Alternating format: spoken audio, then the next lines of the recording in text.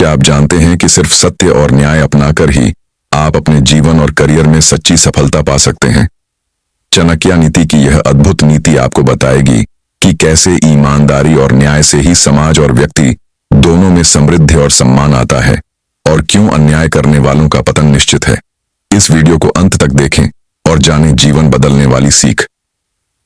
नीति नंबर 2, अत्यधिक ईमानदार व्यक्ति कभी प्रगति नहीं कर पाता, क्योंकि सीधे खड़े पेड़ सबसे पहले काट दिए जाते हैं और अत्यधिक ईमानदार व्यक्ति को सबसे पहले धोखा दिया जाता है। प्राचीन समय की बात है। एक गांव में हरिदास नाम का ब्राह्मण रहता था। उसकी पहचान पूरे गांव में एक बेहद ईमानदार व्यक्ति के रूप में थी। वह न झूठ बोलता था, न किसी से चालाकी करता था। यदि कोई उससे सामान खरीदता और ज्यादा पैसे दे देता तो हरिदास तुरंत पैसे लौटा देता। अगर किसी ने कर्ज लिया और समय पर वापस नहीं किया तो भी वह गुस्सा नहीं करता। उसका मानना था कि ईमानदारी ही सबसे बड़ी पूंजी है। शुरुआत में लोग उसकी इस आदत से प्रभावित हुए। सब उसे सच्चा आदमी कहकर सम्मान देते, लेकिन धीरे धीरे लोगों ने उसकी इस कमजोरी को पहचान लिया। दुकानदार उसे खराब अनाज देने लगे, क्योंकि उन्हें पता था कि वह शिकायत नहीं करेगा। गांव के कुछ लोग उससे कर्ज लेकर लौटाते ही नहीं, क्योंकि वे जानते थे कि हरिदास कभी जोर नहीं डालेगा। उसके मित्र भी उसका मजाक उड़ाने लगे कि ईमानदारी से कोई अमीर नहीं बनता, तू तो हमेशा गरीब ही रहेगा। एक दिन गांव के पास लकड़ी काटने वाले मजदूर आए। वे जंगल में पेड़ काट रहे थे। हरिदास भी वहां खड़ा देख रहा था। उसने नोटिस किया कि सीधे और मजबूत पेड़ सबसे पहले काट दिए गए, जबकि टेढ़े मेढ़े पेड़ जंगल में खड़े रह गए। हरिदास सोच में पड़ गया, यह क्या हो रहा है? सीधे और सच्चे पेड़ ही क्यों काट दिए गए? तभी मजदूर बोला, सीधे पेड़ हमारे काम आते हैं, उनसे लकड़ी आसानी से मिलती है। टेढ़े मेढ़े पेड़ किसी काम के नहीं, इसलिए वे बच जाते हैं। उस दिन हरिदास को चाणक्य की बात समझ आई। बहुत अधिक सीधापन और ईमानदारी भी नुकसान कर सकती है। उसने तय किया कि अब वह ईमानदार तो रहेगा, लेकिन मूर्ख नहीं बनेगा। अगर कोई उसका फायदा उठाएगा तो वह आवाज उठाएगा, और अगर कोई गलत अनाज देगा तो वह लौटाएगा। उसने सीखा कि जीवन में ईमानदारी और समझदारी दोनों जरूरी हैं। धीरे धीरे उसका जीवन बदल गया। लोग अब उसे पहले जैसा भोला नहीं समझते थे। वे उसका सम्मान करने लगे, क्योंकि अब वह सिर्फ ईमानदार नहीं, बल्कि बुद्धिमान और व्यवहारिक भी बन चुका था। नीति नंबर 2, जिस काम को कोई व्यक्ति अकेला करने का प्रयास करता है, उसमें उसे सफलता नहीं मिलती। बड़े कार्यों को मिलजुल कर ही किया जा सकता है। प्राचीन काल में मगध राज्य की सीमा पर एक गांव था, जहां 2 भाई रहते थे, अर्जुन और बलराम। दोनों खेती करते थे, लेकिन उनके काम करने के तरीके अलग अलग थे। अर्जुन मानता था कि वह अकेले ही सब कुछ कर सकता है। उसके अनुसार दूसरों पर निर्भर होना कमजोरी थी। वह खेत की जुताई, बुआई, निराई गुड़ाई सब खुद ही करना चाहता था। दूसरी ओर बलराम का मानना था कि इंसान अकेला चाहे जितना भी शक्तिशाली हो, लेकिन जब तक वह दूसरों से सहयोग नहीं लेता, तब तक बड़े काम पूरे नहीं हो सकते। उसका विश्वास था कि टीम वर्क से मुश्किल काम आसान हो जाता है। एक साल गांव में बारिश देर से हुई। खेतों की तैयारी का समय बहुत कम रह गया। अर्जुन ने जिद में आकर अकेले ही खेत तैयार करने की कोशिश की। सुबह से शाम तक वह हल चलाता, खुद ही पानी लाता, खुद ही बीज बोता। उसकी मेहनत में कोई कमी नहीं थी, लेकिन समय उससे तेज भाग रहा था। अकेले दम पर पूरे खेत की जुताई और बुआई कर पाना संभव नहीं था। नतीजा यह हुआ कि अर्जुन का आधा खेत बंजर रह गया, और जहां बीज बोया गया वहां भी पौधे समय से नहीं उग पाए। दूसरी तरफ बलराम ने गांव के 4-5 किसानों को बुलाया। सबने मिलकर पहले एक किसान का खेत तैयार किया, फिर दूसरे का। कुछ लोग हल चलाते, कुछ बीज डालते, कुछ पानी की व्यवस्था करते। काम बांट दिया गया तो समय भी बचा और मेहनत भी कम लगी। परिणाम यह हुआ कि बलराम और उसके साथियों के खेत समय पर तैयार हो गए। बारिश आई और उनकी फसल लहलहा उठी। अर्जुन अपने खेत की बर्बादी देखकर उदास हो गया। बलराम ने उसे समझाया, भाई, यह दुनिया ऐसे ही चलती है। अकेले आदमी का जोश बड़ा हो सकता है, लेकिन उसकी सीमाएं भी होती हैं। जैसे एक लकड़ी की तीली आसानी से टूट जाती है, लेकिन अगर उसी तरह की 10 तीलियां साथ हों तो उन्हें कोई तोड़ नहीं सकता।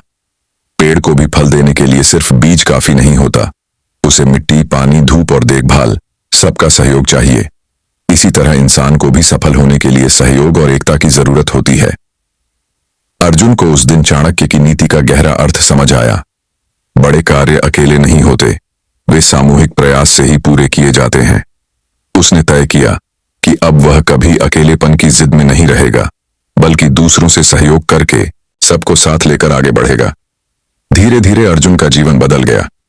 अगले साल उसने भी गांव के किसानों के साथ मिलकर खेती की और उसकी फसल पहले से कहीं अधिक अच्छी हुई।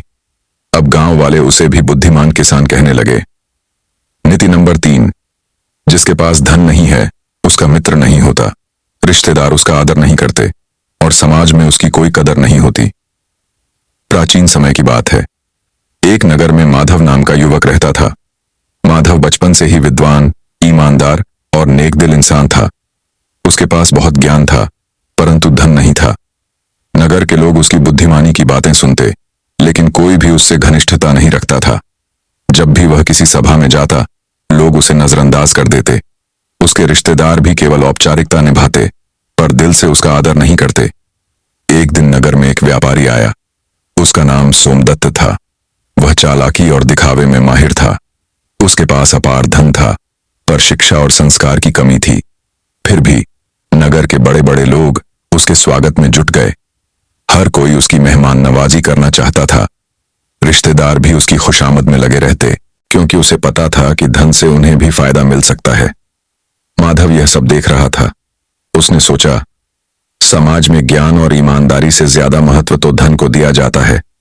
मेरे पास विद्या है, पर लोग मुझे अनदेखा करते हैं, और इस व्यापारी के पास सिर्फ धन है, फिर भी लोग उसकी पूजा कर रहे हैं।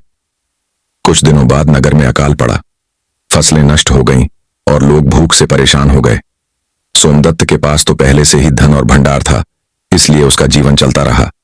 लेकिन माधव के पास न धन था न साधन। धीरे धीरे उसकी स्थिति दयनीय हो गई। उस समय उसके रिश्तेदारों और मित्रों ने भी मुंह मोड़ लिया। कोई उसकी मदद को आगे नहीं आया। वह अत्यंत दुखी हुआ। तभी उसे आचार्य चाणक्य का यह वचन याद आया, जिसके पास धन नहीं है उसके मित्र नहीं होते, रिश्तेदार उसका आदर नहीं करते और समाज में उसकी कोई कदर नहीं होती। उसने यह समझ लिया कि केवल ज्ञान ही पर्याप्त नहीं है। यदि जीवन को सम्मान और स्थिरता देनी है तो धन का होना भी आवश्यक है। धन सिर्फ विलासिता के लिए नहीं, बल्कि सम्मान और अस्तित्व के लिए भी जरूरी है। इस सीख को अपनाकर माधव ने नया रास्ता चुना।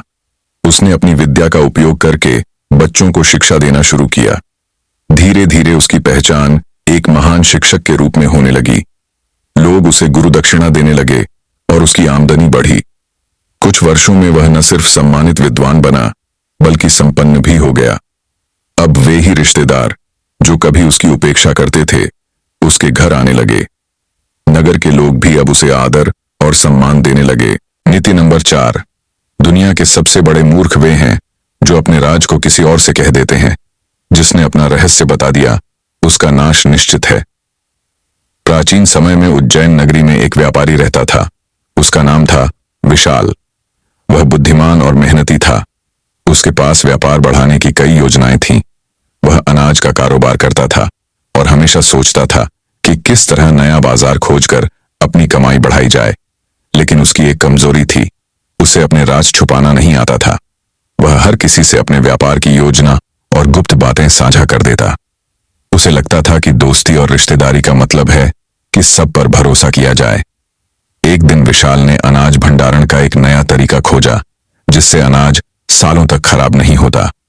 यह उसके व्यापार को 4 गुना बढ़ा सकता था।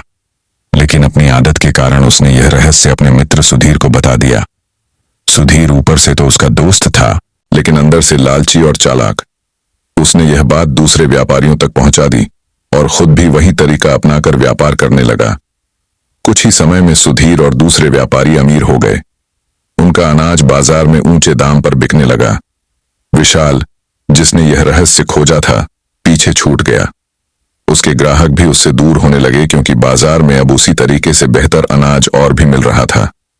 जब विशाल ने देखा कि उसका व्यापार बर्बाद हो रहा है, तब उसे अपनी गलती का एहसास हुआ। उसने सोचा, काश मैंने अपना रहस्य अपने तक ही रखा होता। चाणक्य ठीक ही कहते हैं, जो अपने राज को दूसरों को बता देता है, उसका नाश निश्चित है। इस घटना के बाद विशाल ने ठान लिया कि अब वह कभी अपनी व्यापारिक योजनाओं या निजी रहस्यों को किसी से साझा नहीं करेगा। उसने चुपचाप मेहनत शुरू की, नए नए तरीके खोजे और इस बार किसी को नहीं बताया। धीरे धीरे उसने अपने खोए हुए ग्राहकों को वापस पा लिया और फिर से सफल हो गया। नीति नंबर 5, सत्य और न्याय का पालन हमेशा करना चाहिए, क्योंकि अन्यथा समाज और व्यक्ति दोनों का पतन निश्चित है। किसी समय की बात है, एक छोटे राज्य में राजा विक्रम का शासन था। राजा अपने प्रजा के प्रति हमेशा न्यायप्रिय और ईमानदार रहने का प्रयास करता था। उनके दरबार में कई मंत्री और सलाहकार थे, लेकिन उनमें से सबसे बुद्धिमान और चतुर व्यक्ति थे चाणक्य, जो न केवल राजा को राजनीति और शासन के मंत्र सिखाते थे, बल्कि उन्हें जीवन के मूल्य भी समझाते थे। एक दिन राजा विक्रम ने देखा कि उसके राज्य में कुछ व्यापारी मिलकर लोगों से अन्यायपूर्ण ढंग से व्यापार कर रहे हैं। वे ऊंचे दामों पर अनाज बेचते और गरीबों से अधिक धन वसूलते। राजा को यह देखकर गहरा दुख हुआ। उन्होंने चाणक्य से पूछा, मुझे बताइए, मैं इन्हें कैसे सजा दूं ताकि राज्य में न्याय और संतुलन बना रहे। चाणक्य ने राजा को समझाया, महाराज, राज्य में यदि सत्य और न्याय का पालन नहीं होगा तो समाज में असंतोष और अशांति बढ़ेगी। यह केवल व्यापारियों को सजा देने का मामला नहीं है, बल्कि पूरे राज्य की नींव को मजबूत करने का कार्य है। पहले हमें लोगों में यह समझ पैदा करनी होगी कि अन्याय का कोई स्थान नहीं है। इसके बाद चाणक्य ने राजा को एक योजना सुझाई। उन्होंने कहा कि व्यापारी वर्ग को बुलाकर सार्वजनिक रूप से उन्हें समझाया जाए और यह दिखाया जाए कि राज्य में न्याय का पालन सर्वोपरि है। उन्होंने न्याय और ईमानदारी का महत्व बताने के लिए उदाहरण दिए, जिससे व्यापारी समझ गए कि अन्याय करने पर उनके व्यापार और प्रतिष्ठा दोनों खतरे में पड़ सकते हैं। राजा ने चाणक्य की बात मानी। उन्होंने व्यापारी और प्रजा के बीच संवाद स्थापित किया।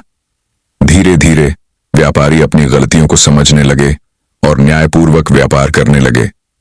राज्य में संतुलन और शांति लौट आई। लोगों का विश्वास राजा और उनके शासन में बढ़ा। चाणक्य ने राजा को समझाया, महाराज, यह केवल एक घटना नहीं थी।